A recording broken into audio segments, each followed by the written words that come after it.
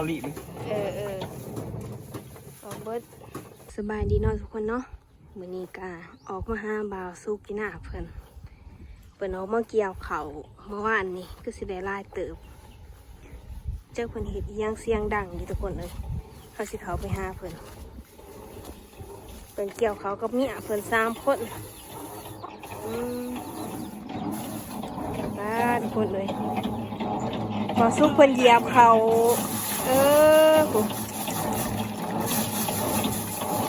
แต่ว่าเพิ่นตัวนี้เพิ่นสิ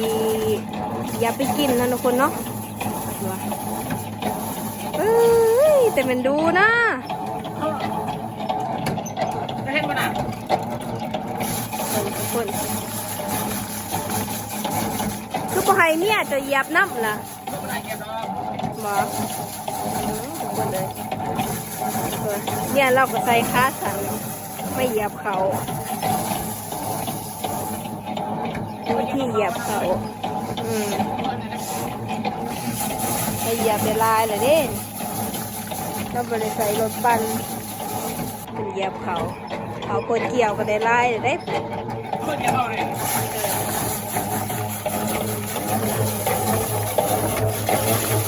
เขาบางทุ่มเพิ่นจะไปกระปุกนะเอ้ยนี่ให้เขาปลูกป่ะนี่จะเป็นคนกันต้องมันปั่นโอ้เพิ่นเสียกับปลูกทุกคนเลยที่เราเพิ่นจะเอาไปซีกินบ่แม่นเนาะมีจับเหยียบเขาตัวนี้ตัวนี้เห็นบ่น่ะเนี่ยบ่เหยียบเขาเป็นเหยียบเอาข้าวปูทุกคนเลยเสียงกับสีบอยางได้ยินไปได้เนาะว่าเสียงอันนี้เพิ่นมันดังแห้งเพิ่นได้เจอไหม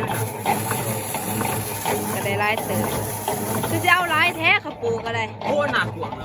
บ่อันนี้น่ะคนนั้น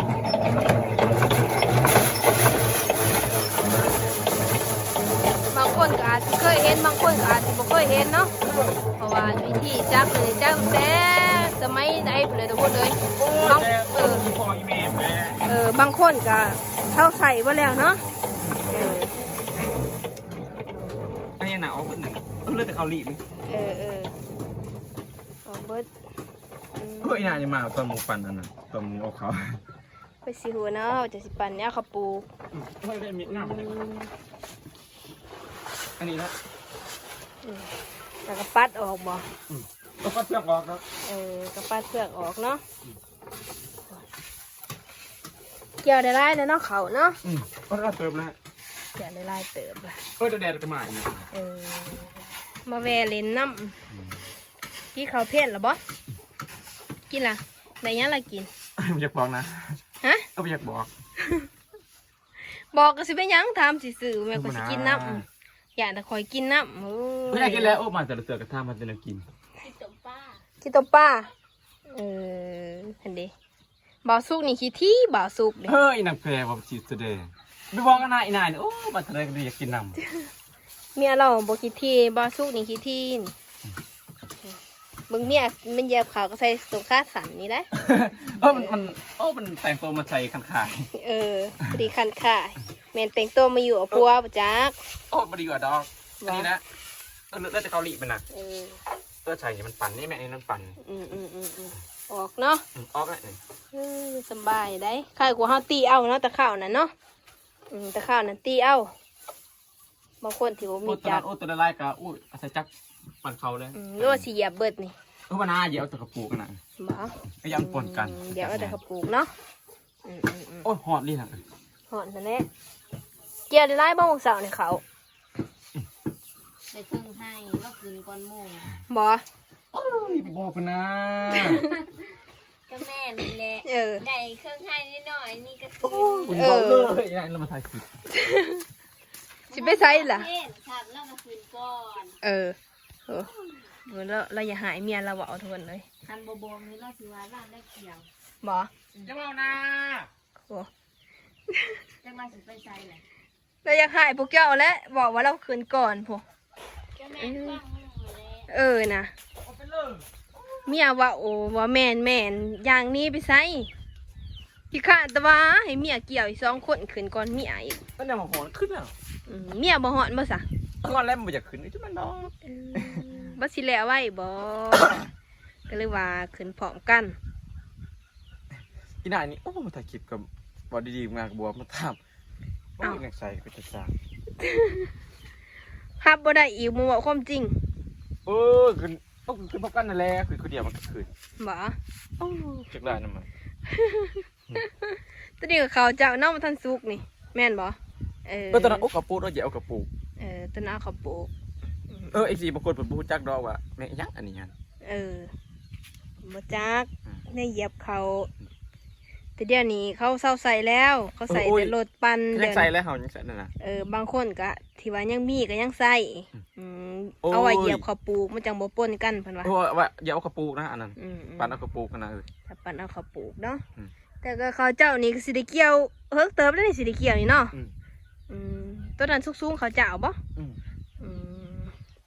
เฮิกเติบห้องน้ำเพิ่นก็มีหน้าเพิ่นก็มีห้องน้ำไม่ได้ทุกคนเลยพวก มีแล้ว เอ้ยบ่าวสุกเพิ่นมีเงินเด้อเจ้าบ่เฮ็ด ประเทศดอกพอเด็ด พ่อเฮ็ดหรือว่าเจ้าเฮ็ด โอ้ยนางใส่นางแพรจักลายว่าโอ้ยตาช่าง หน่อไม้เราท่านน่ะก็ยังออกอยู่ โอ้ตะเมกเอาแล้วนะพี่ ป้าท่านนี่ให้หน่อเมื่อยทุกคนเลย อันนี้นะ โอ้ แกงแล้วนะโอ้ยยำนี่ยังมีนั่น แต่อยากแกล้งหน่อไม้เด้เนาะ บริแกงดอก ฮะ บริแกงกันนะ เฮาว่าสิเอามาแกล้งเฮาว่า ยังมันยังออกนั่นใหม่เขา แต่อยากเว้ยหากมาแกล้งได้บ่ได้จักหน่อ ปนาอีน่าอันนี้มามันมันตีอยากได้ก็อยากได้ บ่สุกเป็นใหม่ได้ทุกคนเอ้ยเดือนเพิ่นบ่อยากให้กินคือตอนมาค่ะนี่เมียจะเอามานับนะ คือมาถ่ายกระเป๋าว่าเขาบริเฮ็ดเบียร์ขึ้นงานจะใส่ ก็เจ้าไปเฮ็ดอันนี้เจ้าบ่ได้เกี่ยวจะขึ้นก้อนหมู่สาวนี่ ยังมาเบายังเป็นอะไรจุดปั่นเขา สิยังสิลงแล้วบ่นี่ สิลงเลยเด้ มื้อ สาวนี่ก็ขึ้นก้อนหมู่ยังห่าขึ้นมาก่อนก็บ่ได้เฮ็ดกินนี่อัน เมียหาย แก แล้ว ง บาด ป้าจะคอยแลบไปสอนก็เอาเพิ่น บ่เพิ่นน่ะขึ้นมาซื่อๆบ่ได้เฮ็ดหยัง ลาว ขึ้นก้อนหมู่ซื่อๆเนาะ ว่าดีแล้วนะจุดใหม่เขา เพราะงั้นเฮาอย่าอัน นั่นก็สมว่าตีมี เอง จะย่านบ่กลัวเจ้า ไผสิย่าน บ่ ตีกันเลย สองคนมันลุ่ม ทุกคนเลยพวกเอาพระไปศรีสนะ2 ลุ่ม 1นี่ นี่นะ บ่ เขาไปไหนมานั่งนั่งเลย เฮ้ย ไว้นอนน้ำ บ่ให้กินเขา เมื่อกี้แล้วนะเขานั่งเลย บ่นอนน้ำก็บ่ให้กินข้าวเนาะจักไผแล้วสิบ่ให้ไผนอนน้ำเนาะ คอยลงเกี่ยวลงน้ำล้างโลด ธรรมดาต้องบอกเขาเผ็ดเบียร์ บอกกันยังเมื่อมแรง เพราะยังเมื่อยังนะไก่ไม่ได้ดอกที่สร้างยังแปลกกันใส่เป็นจังซี่เนาะบ่าวสุกนี่เนาะ เงินเบียเงินคืนก้อนหมู่บัญญัติกินข้าวเขาก้อนหมู่ โอ้ย ไม่เท่าได้เด้อนี่ นะ ไอ้หัวเดี๋ยวนี้ ทุกคนเลยพวกกับเมียสตีกันละบัดนี้หยอดเกี่ยวเขาปานนั้นอยากเฮ็ดลายเนาะ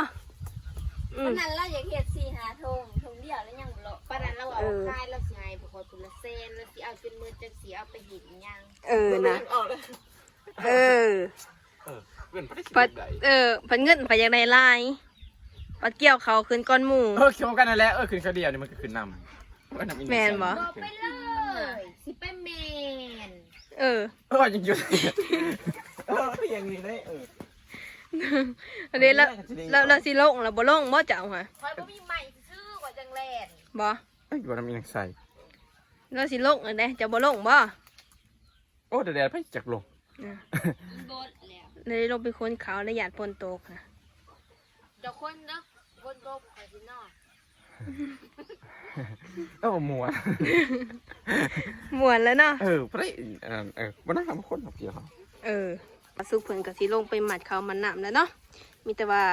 พอกันคลิปนั้นทุกคน